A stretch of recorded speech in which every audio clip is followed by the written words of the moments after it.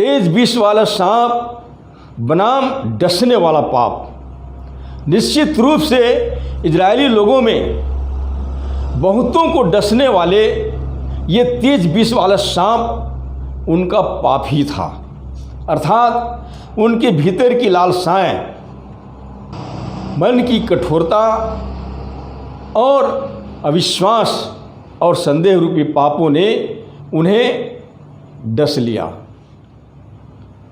एक बार इजरायली लोग जब मिस्र की गुलामी से छूटकर मूसा के नेतृत्व में कनान देश को जा रहे थे और उन्होंने होर पहाड़ से कूच करके लाल समुद्र का मार्ग लिया ताकि एदोम देश से बाहर घूम कर जाए, और जंगल में मार्ग की कठिनाइयों के कारण लोगों का मन बहुत व्याकुल हो गया और मूसा और परमेश्वर के विरुद्ध वे लोग बातें करने लगे और कहने लगे, तुम हमें मिस्र से इस जंगल में मरने के लिए क्यों ले आए हो? और रोटी और पानी के अभाव में लोगों का मन दुखित हो गया और मूसा को और भी अधिक सताने लगे। तब परमेश्वर ने तेज विष वाले सांप को उनके बीच में भेज दिया और लोगों को डसने लगा, और सांप के डसने के कारण बहुत सी इजरायली जनता मर गए।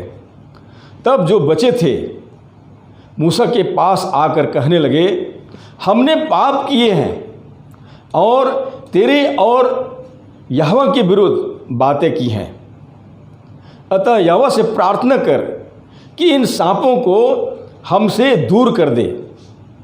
तब यहोवा ने मूसा को आज्ञा दिया कि एक तेज विष वाले सांप की प्रतिमा बनवाकर खंभे में लटका दे।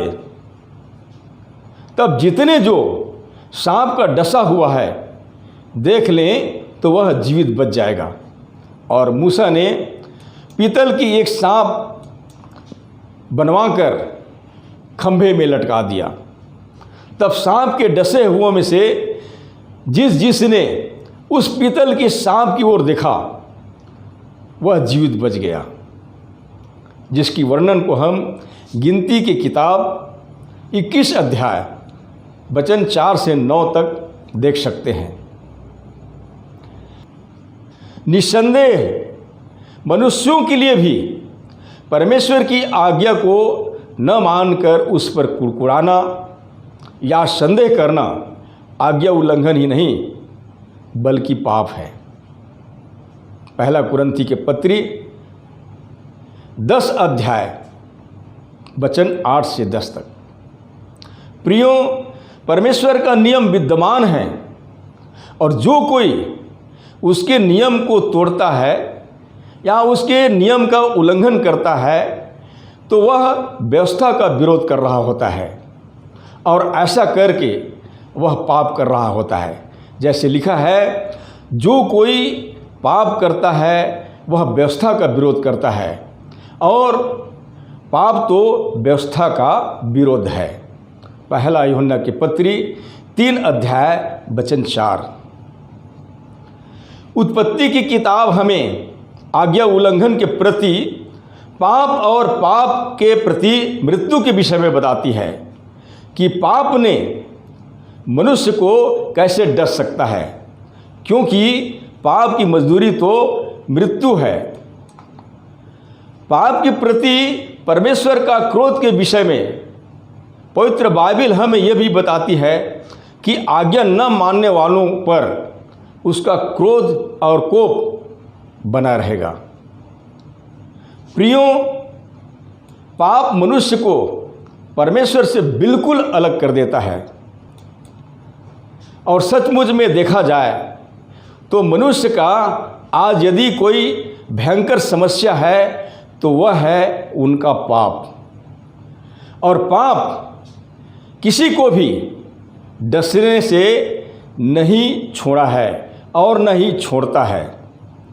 और जिस तरह से इजरायली लोगों में बहुतों को तेज विष वाले सांपों ने डसकर मार डाला, ठीक उसी प्रकार मनुष्य को भी उनका पाप आज हर एक दिन उसे डस रहा है।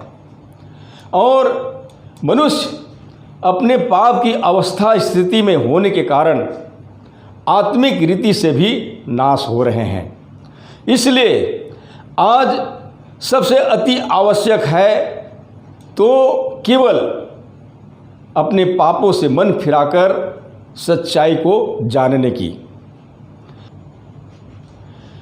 पवित्र शास्त्र के वचन अनुसार पापों के डसने के कारण होने वाले उस मृत्यु से बचने का अब एकमात्र उपाय है, तो वह है सुसमाचार की आज्ञा। किसका सुसमाचार? मसीह का सुसमाचार, गॉस्पेल ऑफ क्राइस्ट। और जिस तरह से परमेश्वर ने मूसा को एक और पीतल का तेज विष वाला सांप की प्रतिमा बनाने का आदेश दिया, ताकि उस सांप को देखने के द्वारा जो मर रहे थे बच जाए। मित्रों, पीतल का सांप की शक्ति भविष्य में यीशु मसीह की बलिदान के उस रूप को दर्शाता है जो क्रूस के ऊंचे पर चढ़ाया गया, ताकि जो कोई उस पर विश्वास करे वह अनंत जीवन पाए। और हम देखते हैं कि इसी घटना के पीछे की रहस्य को स्वयं प्रभु यीशु ने यहूदी धर्म गुरु निकोदेमुस के सामने प्रकट करते हुए उसने कहा था। और जिस रीति से मूसा ने जंगल में सांप को ऊंचे पर चढ़ाया, ठीक उसी रीति से अवश्य है कि मनुष्य के पुत्र को भी ऊंचे पर चढ़ाया जाए, ताकि जो कोई उस पर विश्वास करे वह अनंत जीवन पाए। यूहन्ना रचित सुसमाचार 3 अध्याय वचन 14 और 15। और पीतल का सांप जीवन के लिए रूपक को दर्शाता है, अर्थात अविनाशी जीवन को, जो विश्वास के साथ मसीह के पास आने वालों को मिलने पर था। अर्थात उस मसीह पर जो क्रूस पर चढ़ाया गया, उस पर ही विश्वास लाने वालों को अनंत जीवन का दान अवश्य रूप से मिल सकता है। तो मेरे प्रिय भाई बहनों, जिस तरह से इजराइलों की छावनी में यह ऐलान किया गया कि जितने लोग सांप के डसने के कारण मर रहे हैं, वे सब सांप की इस आकृति की ओर देखेगा, वह मरने से बच जाएगा।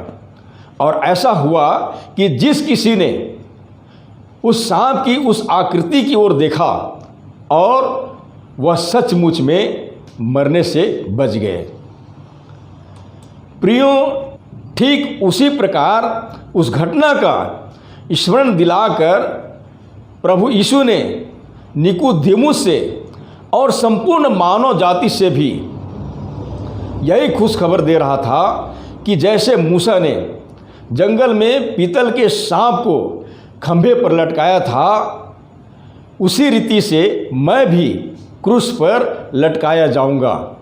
और जिस प्रकार सांप के काटे हुए व्यक्तियों ने उस पीतल की सांप की ओर देखा और मरने से बच गए, ठीक उसी प्रकार जो कोई मुझ पर विश्वास करेगा वह भी मरेगा नहीं, परंतु अनंत जीवन पाएगा। पवित्र बाइबल के अनुसार मानव उद्धार का एकमात्र उपाय जिसे स्वयं परमेश्वर ने किया है, उसी से बचाए जा सकते हैं। जिस प्रकार परमेश्वर ने इजरायलियों को सांप के तेज जहर से होने वाली उस मृत्यु से बचाने के लिए उपाय किया था। मेरे भाई बहनों, पवित्र परमेश्वर ने हम सब मानव प्राणियों के पापों के प्रायश्चित को अपना एकलौता पुत्र यीशु के द्वारा क्रूस पर भर दिया है। अवश्य है कि आज कितनों को सुसमाचार की बातें अच्छा नहीं लगता है, परंतु पवित्र बाइबल हमें यह भी बताती है कि उद्धार पाने वालों के लिए ये परमेश्वर की सामर्थ्य है। पहला कुरिन्थी की पत्री 1 अध्याय वचन 18। हम बता देना चाहते हैं कि यह कोई मनगढ़े कहानी नहीं है, यह एक महान सच्चाई है।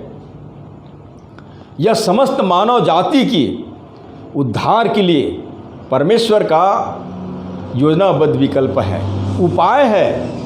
इसलिए मृत्यु की भयानक दंड से छुटकारा पाने के लिए हम अपना मन और हृदय को मसीह की ओर फेर लाएं।